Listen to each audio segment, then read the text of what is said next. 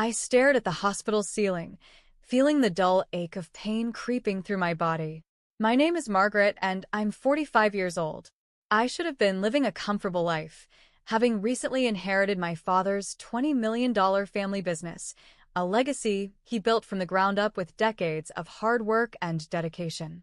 But instead of celebrating this new chapter in my life, I found myself confined to a hospital bed, fighting a rare skin condition that had left my face covered in white blisters. Every time I caught a glimpse of myself in the mirror, I could barely recognize the woman staring back at me. The physical discomfort was intense, but the emotional turmoil was far worse. My husband, Victor, wasn't at my side to offer comfort or support. No, he hadn't shown up at the hospital to check on me throughout this ordeal. In fact, his concern was never about my health or well-being. It was about something entirely different, something that benefited him. And today was no exception. The door creaked open, and Victor stormed in, his face set in a grim expression. The moment I saw his eyes, I knew he wasn't there to be a loving husband. As he stood at the foot of my bed, his presence felt heavy, the air thick with tension. I could sense that this was not going to be a peaceful visit. "Margaret," he said, his voice edged with impatience. "We need to talk." Now. His tone made it clear that this was not a request. I swallowed hard, knowing that whatever he wanted, it wasn't good. A wave of anxiety washed over me, and I instinctively tightened my grip on the hospital bed's railing, bracing myself for what was to come. Victor's presence in the room felt suffocating, but as he glared at me, my mind drifted back to how it had all started. If you told me 10 years ago that my life would come to this, lying in a hospital bed while my husband tried to bully me into something, I would have laughed. Back then, Victor was everything I thought I wanted. I met him at a friend's party in Denver, where his confidence and charm drew me in like a moth to a flame. He was attentive, funny, and seemed genuinely interested in me, a successful woman working as a financial consultant. I had no idea that beneath that polished surface lay a manipulative man who saw my potential and my family's wealth as a golden ticket. Our whirlwind romance culminated in a wedding within a year. At the time, my father expressed his reservations about Victor, though he never said so outright. "Margaret," he once said gently, "you've built so much for yourself. Make sure he sees your worth for what it is, not what you have." I didn't take his words seriously. I was in love, and Victor seemed like the perfect partner. But that facade didn't last long. Shortly after we married, I started noticing small cracks in his behavior, his impatience when things didn't go his way, his tendency to criticize my decisions, and most of all, his reliance on me to financially support his never-ending schemes. My father's death 6 months ago was devastating. Not only had I lost the man who had always been my rock, but his passing also left me with the immense responsibility of running the family business, a thriving chain of restaurants that had been his pride and joy. My father had been meticulous, leaving everything in order and naming me the sole heir to his $20 million empire. It was his way of showing faith in my abilities, trusting me to carry on his legacy. But Victor didn't see it that way. From the moment he found out about the inheritance, his attitude shifted entirely. He wasn't grieving alongside me, he was scheming. He wanted control of the business, control of the money. And when I refused to hand it over, he became bitter, treating me less like a wife and more like an obstacle in his path to success. I had endured his emotional manipulation for years, but this time, it felt different. His obsession with the business grew stronger every day, and I knew he wouldn't stop until he got what he wanted. That's why, when the door to my hospital room had opened just minutes ago, I already knew what Victor had come for. Victor's impatient voice snapped me out of my thoughts. "Margaret, we need to finalize this transfer," he said, pulling a folder out of the briefcase he carried. His words were sharp, devoid of any care or concern. I stared at him, confused and angry. "Transfer what, Victor?" I asked, my voice hoarse from the medications and exhaustion. "The business, Margaret," he said coldly. "You've been dragging this on for months. It's time to stop being selfish and do what's best for this family. Sign the papers and transfer the ownership to me." I blinked, stunned by his audacity. There I was, lying in a hospital bed with my face covered in painful white blisters, and all he cared about was the business. "You've got to be kidding me," I said, my voice low but firm. This business was my father's legacy. He trusted me to run it, not you. Victor's eyes narrowed.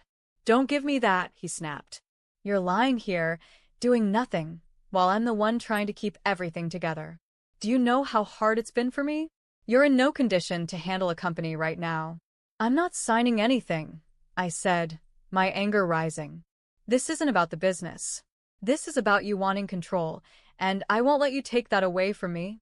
His face twisted with frustration, and he took a step closer to my bed. "Margaret," he hissed, "stop being so stubborn. You can't even take care of yourself. What makes you think you can run a multi-million-dollar business?" I looked him straight in the eye, refusing to back down. "Because my father believed in me," I said. "And I'm not about to betray that trust just because you think you deserve it." Victor's jaw tightened, and I could see the rage bubbling beneath the surface. "You're making a big mistake," he said, his voice dangerously low. "You're going to regret this." Before I could react, he reached over and yanked the oxygen mask off my face. I gasped for air, my chest heaving as panic set in. Then, in one swift motion, he balled his fist and punched me square on the nose. Pain exploded through my face as I let out a muffled cry. My already sensitive skin felt like it was on fire, and I clutched my nose, feeling the blood trickle down. My vision blurred as tears welled up, but I refused to give him the satisfaction of seeing me crumble. "What is wrong with you?"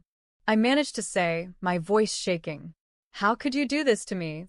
Victor leaned closer, his face inches from mine. "You brought this on yourself," he spat. "All you had to do was sign the damn papers." The door to the room suddenly burst open, and I heard a nurse's horrified voice. "What is going on here?" she demanded. A security guard followed close behind, his eyes immediately locking on Victor. "You need to step away from her right now," the guard said, his tone firm and commanding. Victor hesitated, his fists still clenched, but the guard didn't give him a chance to argue. He grabbed Victor by the arm and began pulling him away from the bed. "You'll regret this, Margaret," Victor yelled as he was dragged out of the room. "This isn't over." The nurse rushed to my side, checking my injuries. "Are you okay?" she asked, her voice gentle but urgent. I nodded weakly, my hands trembling as I tried to hold back the tears. "Please," I whispered. "Don't let him come back." The nurse placed a reassuring hand on my shoulder. "He won't. I'll make sure of it." As the door closed behind Victor, I felt a strange mix of fear and relief. My body ached, and my heart was shattered, but I knew one thing for certain. I couldn't keep living like this. Something had to change. The room felt suffocatingly quiet once Victor was removed. My breathing was shallow, my face throbbed in pain, and my mind raced as I tried to process what had just happened. The nurse stayed by my side, carefully cleaning the blood from my face and examining the bruises forming on my nose. "I've called the hospital administration," she said gently. "They're reporting this to the police. He's not going to get away with this." I nodded weakly, unable to form words. Every ounce of energy was drained from me, but I knew one thing for sure. This was the final straw. Victor had crossed a line I could never forgive. He wasn't just manipulative anymore. He was violent, and I couldn't let him continue to control or hurt me. A few hours later, my closest friend, Emma, arrived. Emma had been my rock ever since we met during college, and she had always been there for me, even when Victor tried to isolate me from everyone. When she walked in and saw my swollen nose and tear-streaked face, her expression darkened. "Margaret," she whispered, rushing to my side. "What did he do to you?" I bit my lip, holding back tears. "He came here demanding I sign over the business," I said quietly. When I refused, he took off my oxygen mask and punched me. Emma's face flushed with anger. "This is it," she said firmly. "You're not dealing with him anymore. We're going to the police, and we're going to make sure he never comes near you again."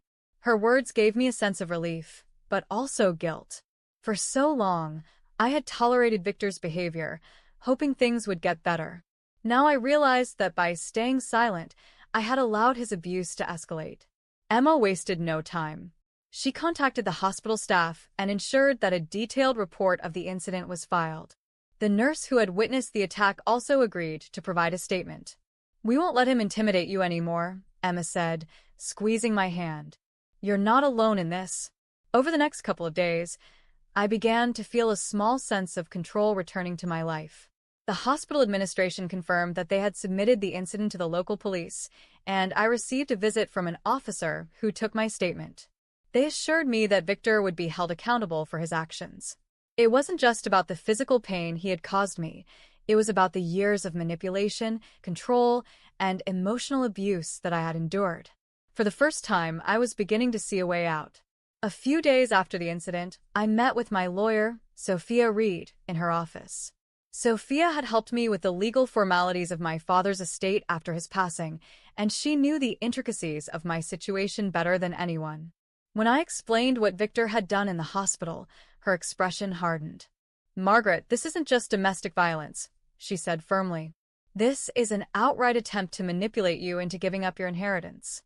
We have strong grounds for legal action against both his physical assault and his coercion regarding the business." Her words gave me a glimmer of hope. For years, Victor had stripped me of my confidence, but now, with Sophia's guidance, I felt like I was finally taking control. Sophia quickly got to work.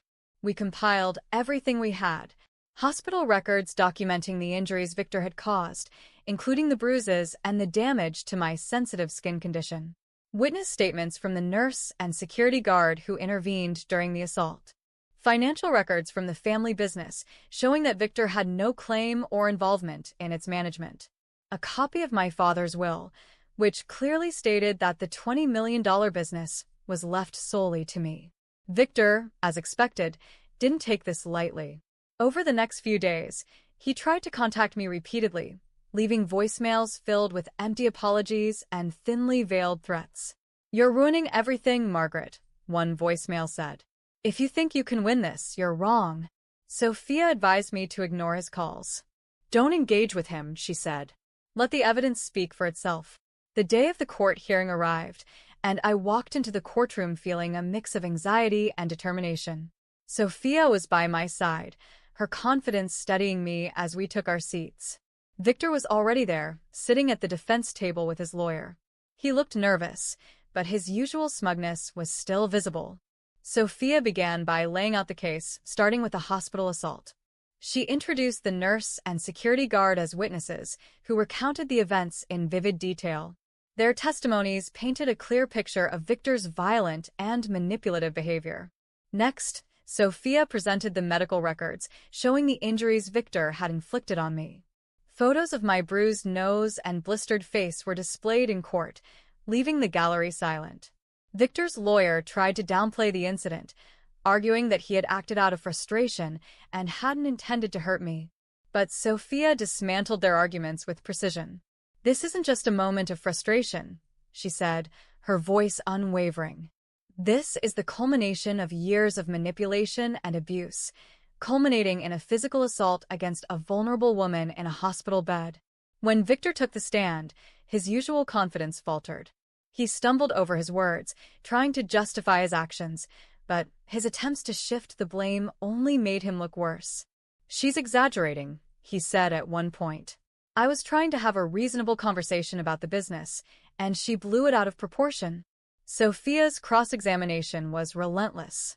"So, you're saying that removing her oxygen mask and punching her in the nose was a reasonable conversation?" she asked pointedly. Victor had no answer, and the silence in the courtroom spoke volumes.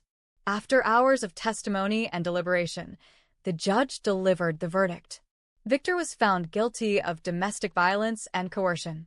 He was sentenced to 2 years in prison and ordered to pay significant fines, including compensation for my medical expenses and damages for emotional distress.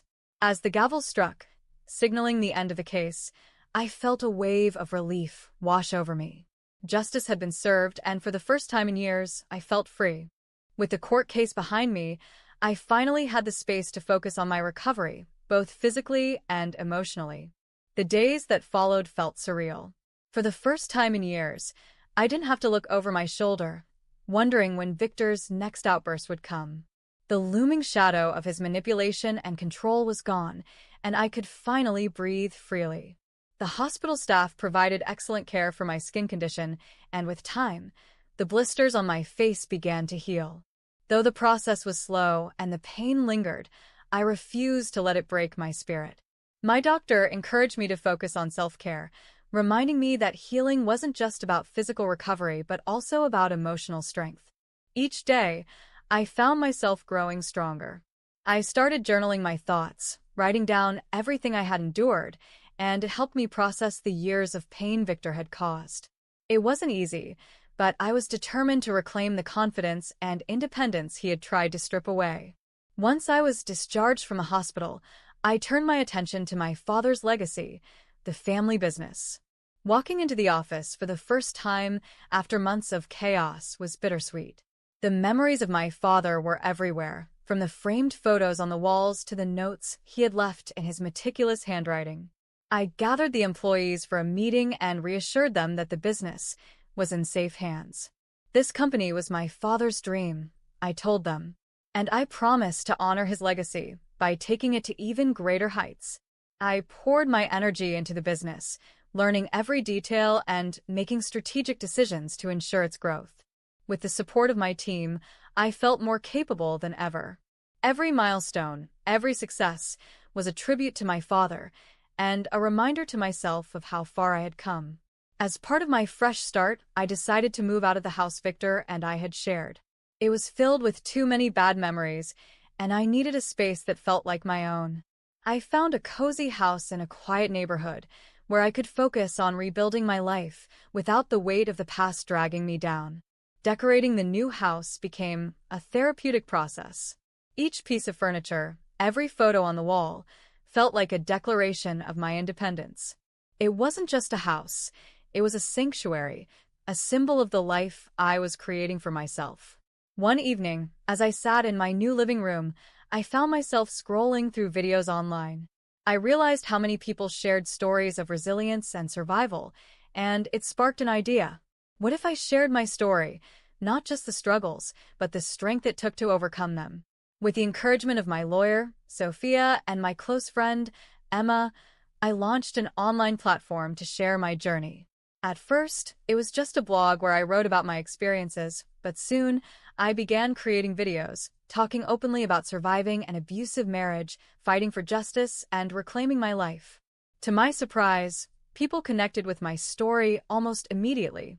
Comments poured in from strangers thanking me for sharing, telling me how much my words inspired them. It became clear that my story wasn't just about me. It was about giving hope to others who felt trapped in their own struggles. With the income one began earning from my platform and the continued success of the business, I started planning for a future filled with possibilities. I set up a foundation in my father's name to support victims of domestic violence, ensuring that his legacy would help others the way he had always helped me. Each day brought new challenges, but also new victories.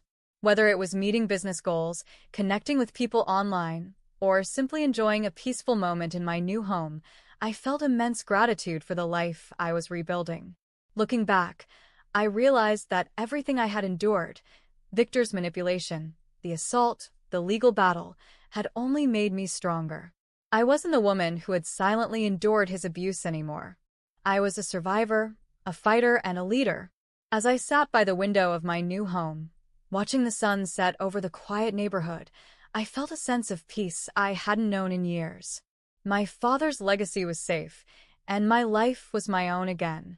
I was no longer defined by the pain of my past, but by the strength I had found to overcome it. Thank you so much for watching and being a part of my journey. If this story inspired you or resonated with you in any way, don't forget to like this video and share your thoughts in the comments below.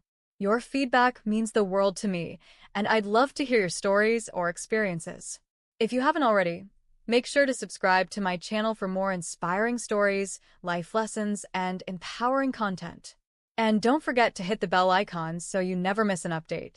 Together, let's build a community of strength, hope, and positivity. Thank you for your support, and I'll see you in the next video.